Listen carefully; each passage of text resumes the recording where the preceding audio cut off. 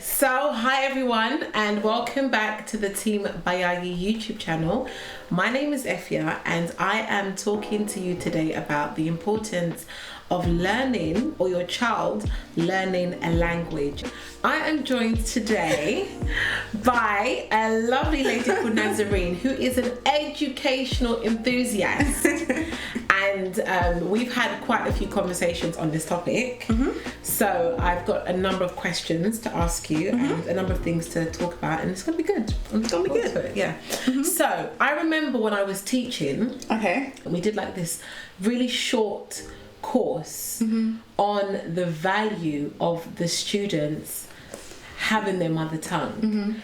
And it was all really to do with counteracting the narrative that if a child has their mother tongue, that can be an infringement upon them learning English, because the research is actually to the contrary, that it can actually really enhance and support them with that. So do you have any thoughts on that, or anything you wanted to Okay. Because it's not just, it's interesting that you went to a course and you had this conversation, because this is a narrative that is spoken amongst scholars as well as parents. I used to work in school, primary school, teaching assistant, and we would have kids come through who speak different languages, and their parents, some parents would have this idea that you have to make your child learn English and pretty much put your mother tongue in your pocket, keep it on the back burner, because English is seen as the language to attain and there's prestige put on it. But what research does show, and what we just know by common sense, is that in order for you to attain a second language, your first language must be in check and hopefully fluent. But this is common sense. It's common sense. You need to learn your mother tongue first. Like, we learn English first, and then you go to school, then you learn Spanish. You learn English first, then you go to school and learn French. So why are we not doing with our kids who know mother tongue languages? This is it. So, and it's interesting because I was actually speaking to my cousin about this yesterday, and we were discussing the fact that, I mean, I'm Ghanaian and our parents, our mother tongue is Cree. They spoke it to us, or they spoke it to each other, and we heard it a lot, and we grew up in communities whereby there was a very strong Ghanaian presence, so we knew the language to hear it, but we weren't encouraged to speak it. Whereas I have a cousin, and in the home it's Cree only, because as far as she's concerned, we live in England, so you are going to be exposed to the English language when you go to school, when you, it's just a shame, I think, because you have many of us in the diaspora who are like, you know, we're in our 30s now, or late 20s, what have you, and we're trying to connect with our culture, with our roots, and many, you know, I have peers who have now decided to go back to Ghana, set up businesses and what have you, and it would have been so nice to be confident in speaking our mother tongue. It feels like you've been robbed to a certain degree. There is so much that you said to unpack, so much to unpack. So let's just take something simple, principle. A parent would never tell their child, do not learn your mother tongue, or stunt the learning of a mother tongue out of malicious, like, they don't do it maliciously. They do it because they think, they actually believe that in them putting that language to the side and attaining English, it will do them good. What is it about English that is so good? What really is it about English that is so good? Because what I was learning in school or in university was that communication is just the ability to convey a message and have your message understood. So what is it about English that we put on a pedestal? And if we break down the principle of language, that is literally just to say something and have your message understood, then we actually see that learning a second language actually has massive, huge, exponential benefits. Then you start to talk about, you know, going back to your roots. It's funny how roots has so many links to language. Like I'm Jamaican. I don't have a quote-unquote mother tongue. My mother tongue is English. I don't have anything different. But I know that there's many African people, or mainly West African people that I've come into contact with, when people have said, oh, I want to go back to my culture or my roots, that kind of links to language as well, because they feel some type of way when they go into a setting or a function, or they go back home and they can't speak their language. But it's just very interesting how we ascribe culture with language. And the reason why we're finding it upsetting and you feel robbed is because it was never valued from young for you to feel like it was a treasure to be robbed of. So this is why we need to take it way back now and look at the young ones and what they're learning at home. Again, what you said about the languages being learned in the home, and the difference of parents, that you must speak English or you only speak your language at home. So there's what can happen, and what has happened is we've got a generation of 20 plus 30-year-olds who know how to speak bits of their language. Like yourself, right? So they learn how, I think it's called kitchen talk. You mentioned that. You learn how to, kitchen talk is when you have the ability to converse in a very small setting of language. So it could be you're talking to your grandmother about food, or you're talking to your friend and you're just taking the mick out of somebody and you just say something in your language, or you call someone over in your language, and you feel okay with that. I know how to speak my language. But the problem is that language stays in the kitchen and it stays in the house and it stays in your circles. So if I have a conversation with you about, Corona, or have a conversation to you about politics, and it doesn't have to be high and lofty like politics, it could just be a general conversation, you can't say anything, but you feel confident enough that you know your culture, and you wear the clothes of your culture, and you do the things of your culture, but you don't know how to speak your culture's language. If you do not speak to your child from young in the home continually, like your other friend was doing, the language will always be in the kitchen. And that poses a problem, because then they're going to go to primary school and they only know their language kitchen level, and then at the same time they're learning English. So because that language is never being developed, it will be stunted. There is no middle ground. Language is a muscle. Unless you exercise it, it will not grow. And that is what's happening with our kids, and that is sadly what has happened with our adults. Now we're trying to revive a muscle that has not been used absolutely for years. So long story short, I do believe that kids from a young age need to learn the basic fundamentals of their language, and it needs to be cultivated. If you do not cultivate something, it will not grow. And there just needs to be a continuation of language learning.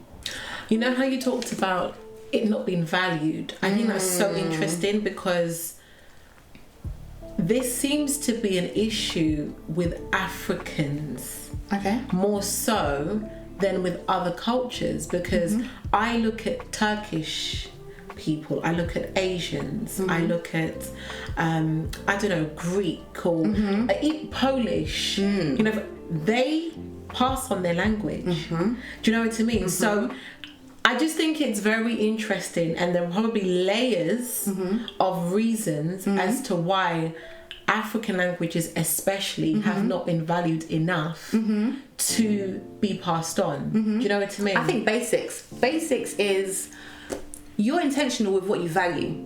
If you value something, you will be intentional about it. From basics, if you value somebody, you value their time. Let's say you value your future spouse, you will be intentional about making that future spouse your wife, your husband. You're intentional. And the same thing can be applied to many different areas, but in this instance, language. It's funny you said Polish. So in the school that I used to work at, from Monday to Friday, it was a primary school. But by Saturday, it was a Polish school. Look at that. So can you imagine? They don't have to pay for resources. They're obviously paying rent, but they don't have to make their room or their space look like a school. It is a school. It is a school. And we're bringing our children into this space so they can learn their language. But remember, they're not just learning the grammatical, structures of their language. It's a whole culture. Right. They're talking with their people who speak their language. So they're not just learning about the Polish language. They're not just learning about science in Polish.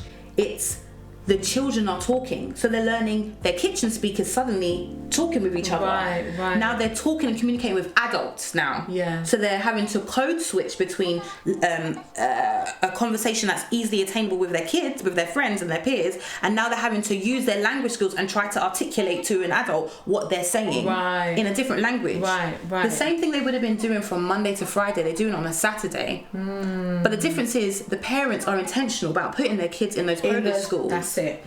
Let's say about 2 or 3 years ago, I did a search to see if there were any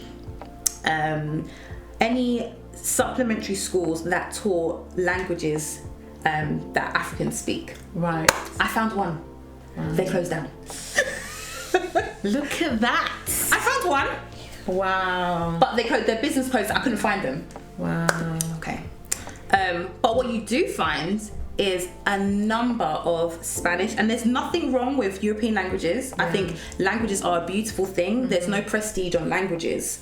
But it's just very interesting that we have put prestige on English, on Spanish, on Italian, on the European languages that, yes, are spoken all over the world, but there's a certain set of languages where you will easily find resources. Yes. That doesn't mean there isn't a need, because you build resources for a need. The need has always been here.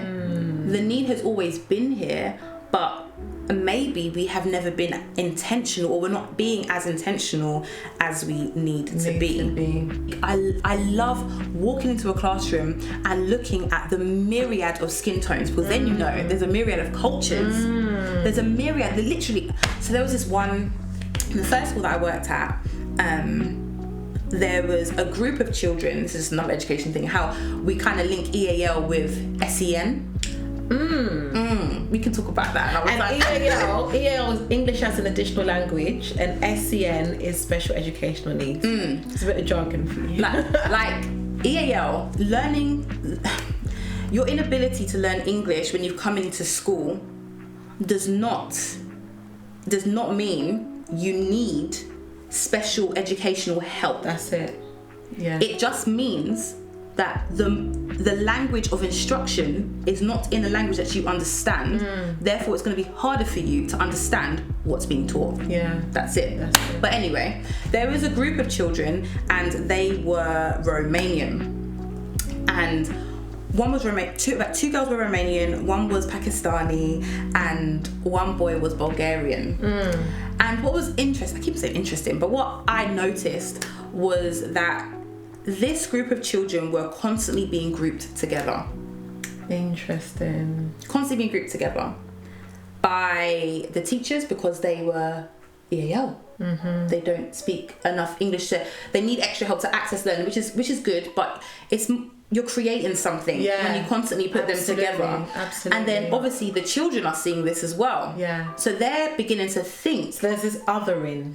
Yeah. There was one time, supplementary teacher comes in, substitute teacher comes in rather. Obviously, a sub teacher does not know the demographic of the kids. The substitute teacher asks for, let's call this boy David, for David to read this text in front of the class, which is absolutely fine. The challenge was that he was Bulgarian. Right. And he was one of the kids that are EAL. Yeah.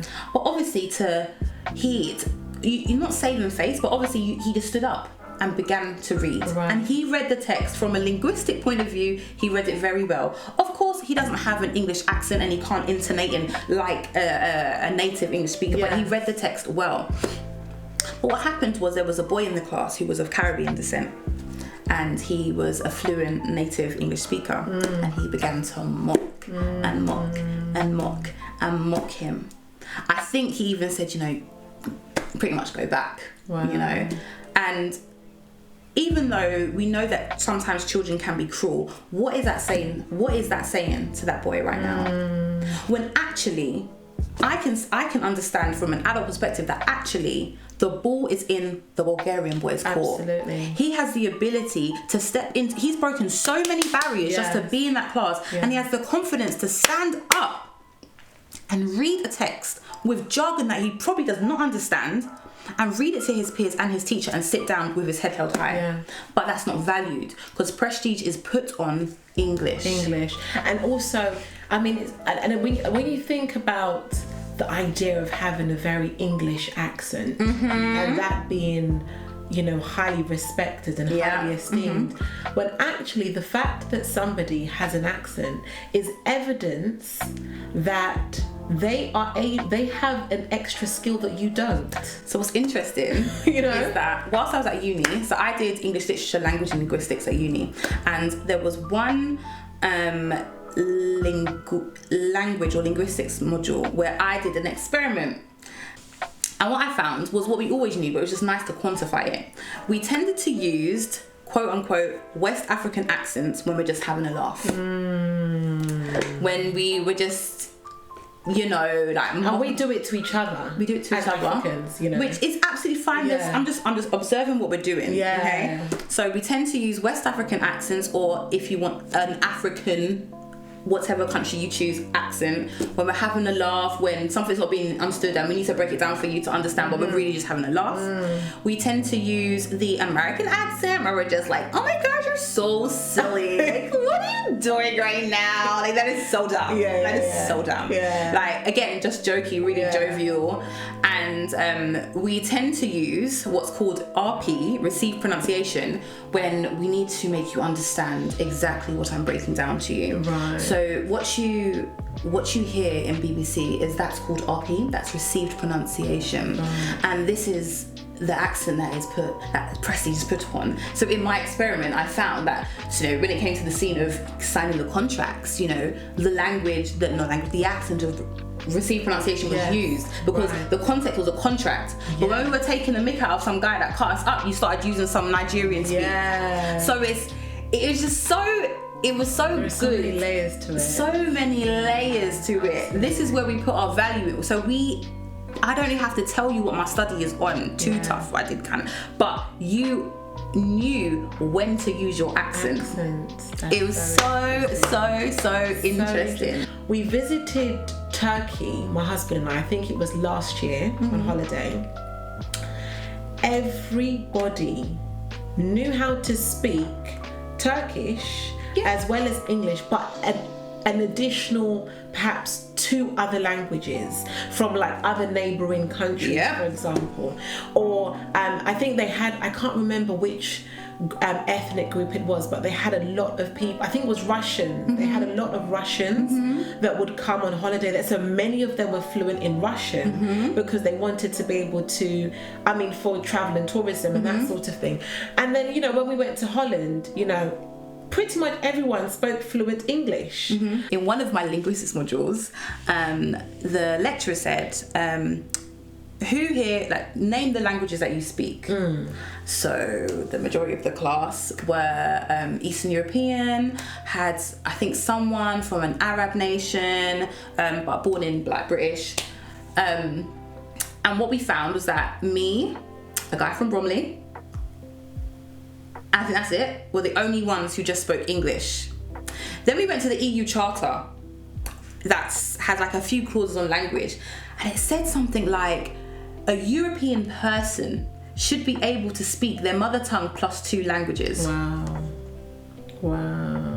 So we will fly the flag of being British, but when it goes to law or the own charter that we don't even know we follow, we don't even meet that. It's actually very normal for you to speak more languages. It's actually just very, I think, worldwide more normal for you to converse in another language, and that could be sign language. I am determined for our children to know my mother tongue, which is true, but it's a challenge because as much as I understand a lot of it, I wasn't taught to speak it. So, but I see it as a positive challenge because I'm in a position where I can learn with them. And that's what I'm trying to make happen, and that's what I'm trying to facilitate, because I do kind of feel like, you know, before I'm going to be quick to push my children to learn someone else's language, You need to learn your own. they need to learn their own. They have a language. In fact, they have 2. My husband is Zimbabwean, they have Shona, you know, but he's not fluent in speaking his language either, so it's just a disaster. It's not a disaster. There's a few random like, but you know, I know, right? But I just kind of feel like before we're quick to say, okay, right, let's go and learn a European language or what have you, especially with there being so many resources, as you said, available to do that. Yeah. And so much to facilitate and support that, I think it's important for us to, start with home. What we need to know is that language, if you're part of the most children or most families are, if you go to school, okay, you need to understand that there is an agenda to your education. And I don't say agenda negatively, but you need to understand that the government is very intentional with what they want our kids to learn. Absolutely. And I'm not making I don't think it's a negative thing. I'm just saying there's always an intention. There's a national curriculum. There's an intention for education. So a few years ago, the government decided to pump lots of money into Mandarin being introduced into schools. I noticed that. You noticed it? I noticed that there was this big thing. The same about way there's a lot of Mandarin. money being pumped into IT and coding. Yeah. It's the same way there's being money and resources pumped into Mandarin. Oh, my child learning Mandarin. Blah, blah, blah. Yes. Why is that? Of course we know why it is. Because now we're going to have a generation, or at least more children, are able to speak the language of commerce. There is an intention, and that's not a bad thing. If you had the resources to teach your child a language that will take them to another nation, to converse with business people, would you not teach them that? Absolutely. This is what our system is doing. If the government see the value of language, we're not even talking about mother tongue. We're talking about a language that a standard British child that, I don't know, hasn't travelled anywhere. You know, we're literally saying, here you are, free Chinese lessons. We're going to pump lessons into you because we have a vision for your child. And do you know what's so interesting? So my business is, my company's called Afamina Events, and we specialise in wedding and event styling. And I had a very big client, corporate clients, and it was for a private members club. Okay. And what we did was we dressed their premises for New Year's. Okay. Their clients were very wealthy Chinese people. Yeah. What was interesting is that they deliberately sent their staff for Mandarin lessons. We already know. So that they could keep their clients sweet, essentially. Yeah. You know? So they're not trying to assimilate. This is who we are. This is our culture. And if you want to do business with us, or if you want to, you're going to have to learn. Do you know what I mean? Like, this is it. Yeah. Whereas our parents' generation wanted so much to assimilate into this culture, you know, and I understand there were so many reasons for that, but I think it's time for us to kind of learn from that and really begin to reclaim some ground. And what you said was interesting is that the reason, we all know about Windrush, and obviously they were for survival. Yes. You know, our parents had to assimilate to an extent. You know, the reason why you have a platform, the reason why I can have much of my opinion is because certain opinions were shut down. Yeah. They allowed their opinions to get shut down or quieted. So I understand that, and you obviously pay homage and you respect that.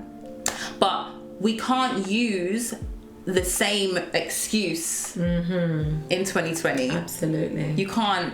It's a completely different reason as to why they were saying, okay, you need to speak, you know, creating Indian dishes that will suit the British palate. You understand? I can understand why they would do that, because they need to make business. They can't serve certain things, you know? I can understand it, but that excuse, it's not really an excuse anymore. It really isn't. The thing is, language, value has always been on language. There has always been value on language. It's just some people have tapped into it and some people haven't. There's always been value in language. Always. To the books that we read, to you know, the Bible we read, there's always been a value in language. Absolutely. And because language, all it is the ability to convey a message and have your message understood. And as soon as we start shutting down certain languages, you're missing out on a lot of stories, history, texture to your story. Yeah. There are things that there are expressions and emotions that can only be said or expressed in patois. Yes. You understand? Yeah. There's a level of like I've heard that apparently like Iranian or Middle Eastern poetry is very passionate, and I can believe that because passionate people. I can believe that. You know. Absolutely. And you'd miss that if everything was English. This is it. This is it. Yeah, I think there's always been value in language. There's always been value in language. It's just some people have decided to tap into it and some haven't. So, on that note, I did a bit of research and I've got some points identifying the benefits of learning a language, and it may not necessarily even be your mother tongue if, for example, you don't have one, but generally speaking, these are the benefits of learning another language or having, you know, being bilingual or trilingual, or is trilingual even a word? Yeah. So, or just multilingual. Multilingual, yeah. That's it. Number one, better communication. Number two, cultural awareness. Number three, better math skills. Number four, easier travel. Yes. Number five, better memory. Number six, international friends. Yeah. Number seven, heightened logic. Yep. And number eight, better career prospects. Yeah. So, like, there's we need each one. This is it. A whole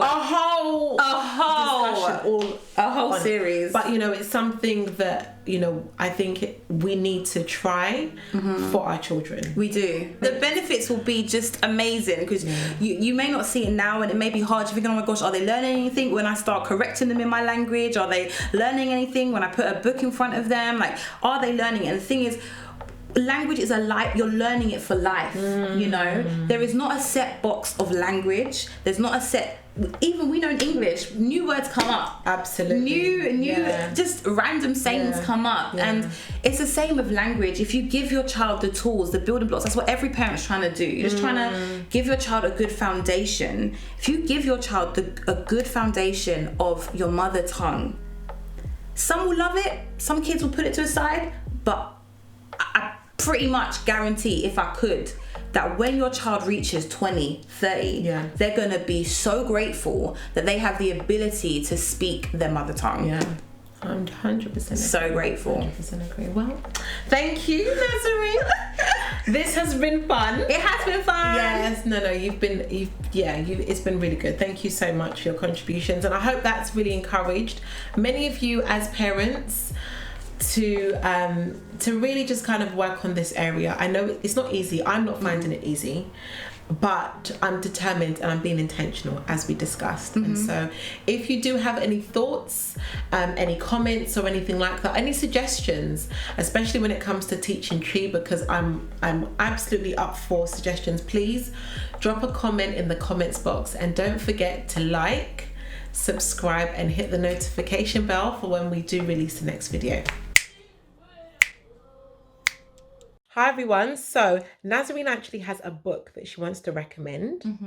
So this book is called Raising a Bilingual Child, a step-by-step guide for parents. So this is literally what we've been discussing in the past video. It's just packed with information as to why learning a language, why your child's brain, a baby's brain, is actually... Can you just... You're not helpful. This is not helping. Sorry about that.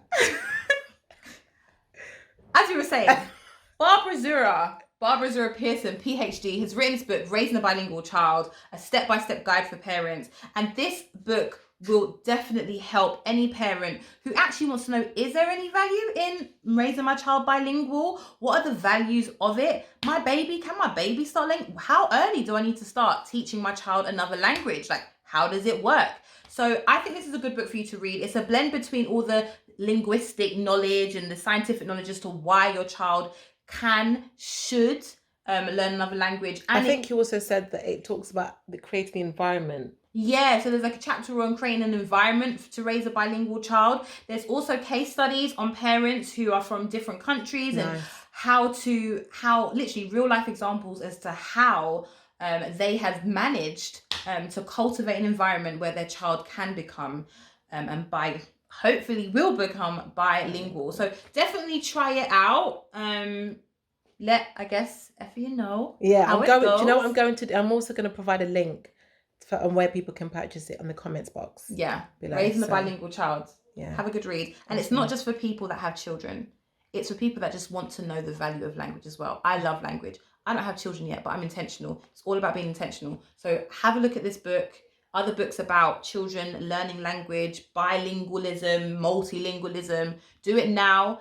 Get it set in your head now before you have kids. And parents, there is always still hope. Pick it up, have a read, and yeah. Nice. Thank you.